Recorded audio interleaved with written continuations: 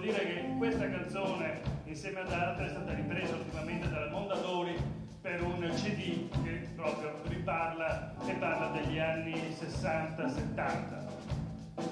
Loro nascono proprio nella dimensione più vera musicale di quegli anni.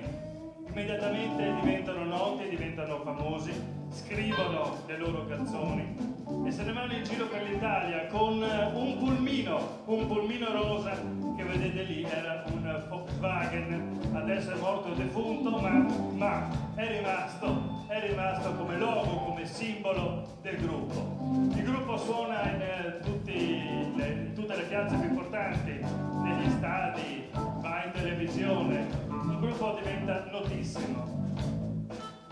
In qualche modo viene ferito verso l'inizio degli anni '80 della disco music e si scioglie.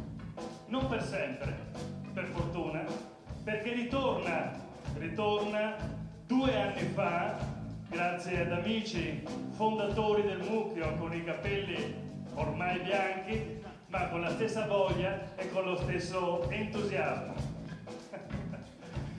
Per chi li ha, dice, i capelli bianchi, chi non li ha, pazienza, come me, anch'io sono messo nella tua stessa condizione.